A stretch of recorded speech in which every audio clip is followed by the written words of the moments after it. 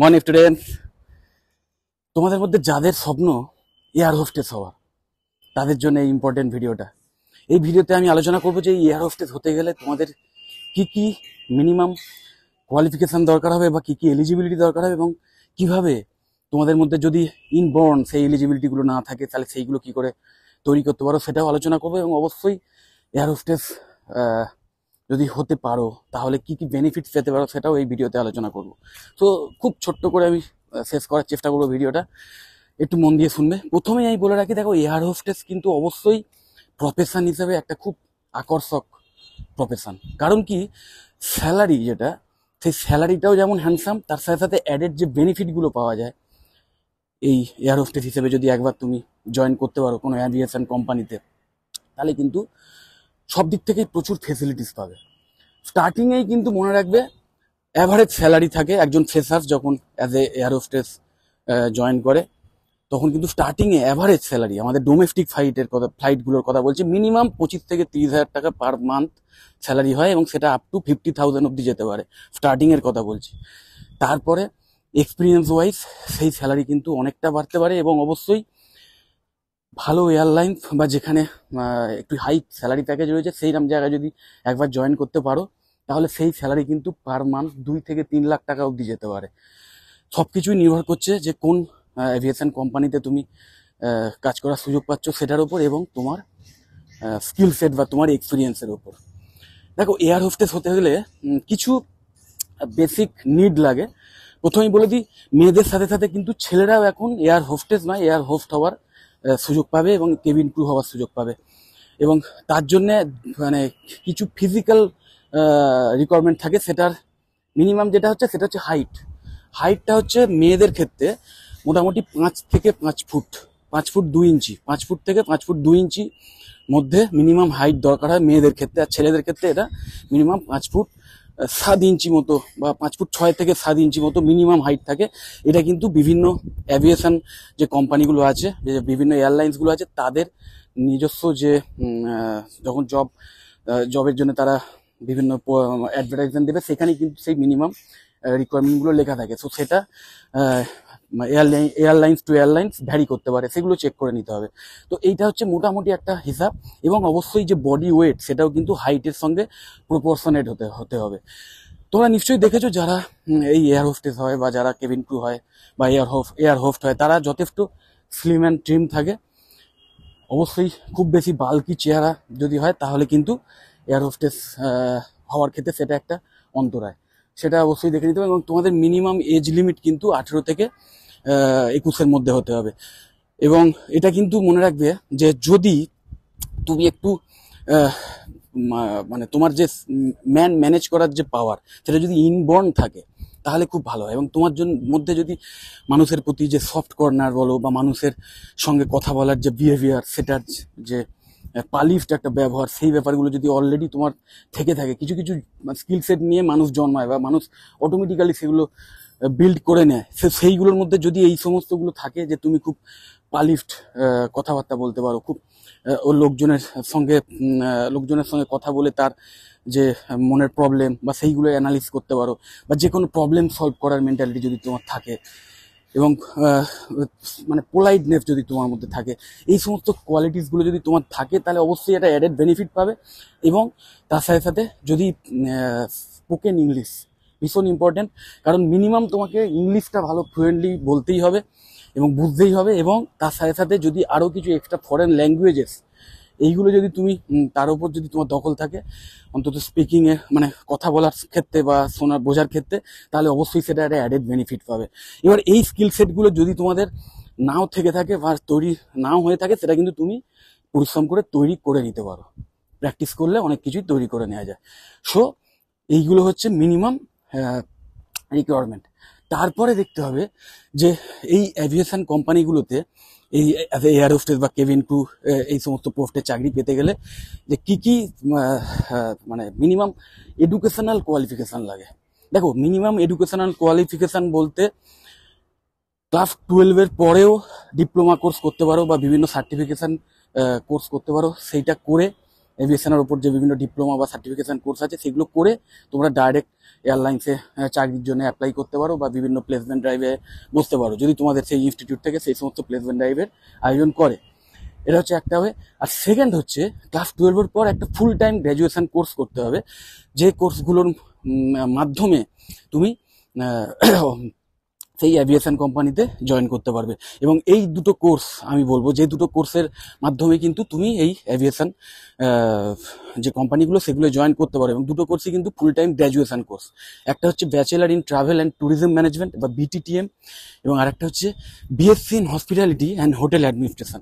দেখো, তোমরা যারা ক্লাস 12 পাস করেছো তাদের জন্য আমি সবসময় বলবো যে অবশ্যই পড়াশোনাটা যতদিন এই ক্লাস 12 অব্দি যখন করেছো, আর 4টে বছর বা 3টে বছর একটু কষ্ট করে পড়াশোনাটা কমপ্লিট করে নাও, এবং অবশ্যই গ্র্যাজুয়েশন করো। যদি তোমরা ভবিষ্যতে এয়ার হোস্টেস হতে চাও তাহলে আমি বলবো ডিপ্লোমা না করে ব্যাচেলার্স ডিগ্রি করো।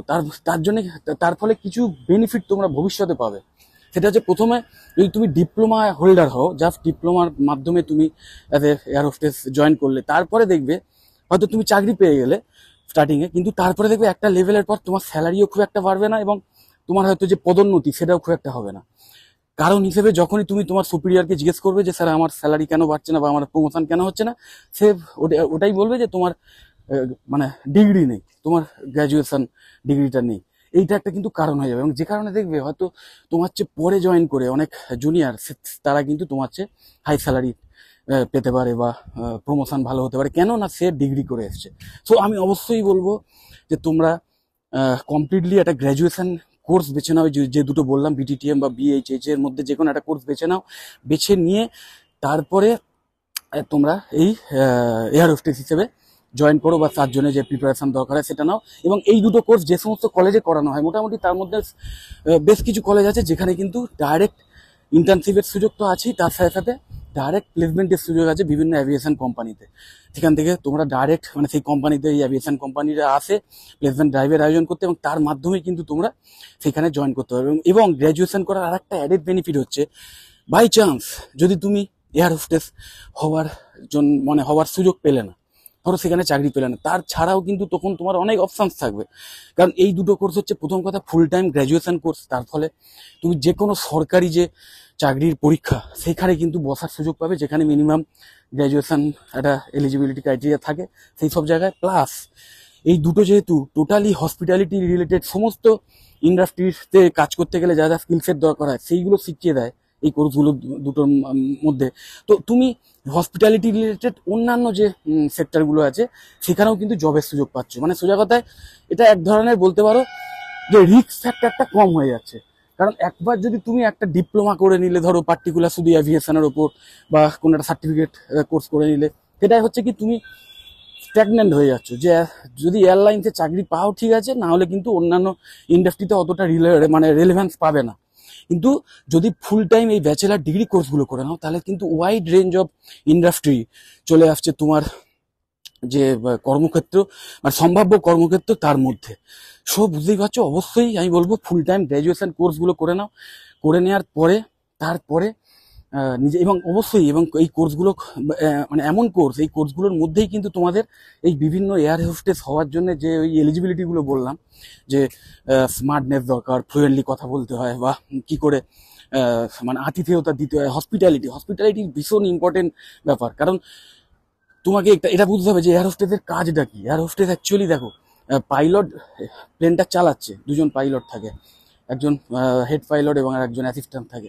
তো তারপরে যারা কেবিন ক্রু থাকে বা এয়ার হোস্টেস থাকে, তাদের কিন্তু মেন কাজটা হচ্ছে যে যাত্রীরা বসে আছে তাদের স্বাচ্ছন্দ্যটা যেন ঠিকঠাক থাকে, তারা যেন ঠিকঠাক, তাদের সেফটি সেটা যেন ঠিকঠাক থাকে।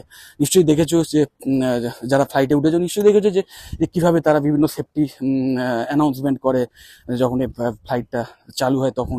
এবং অবশ্যই তাদের সমস্ত যাত্রীরা যাতে ঠিকঠাক জায়গায় বসে থাকে, সিট বেল্ট পরেছে কিনা বা অন্যান্য যে সেফটি মেজার সেইগুলো ঠিকঠাক নিয়েছে কিনা সেগুলো খেয়াল রাখে। এবং কোনো প্রবলেম অ্যারাইজ করলে দেখবে খুব কম মানে পোলাইটলি তারা সেটাকে সামলানোর চেষ্টা করে।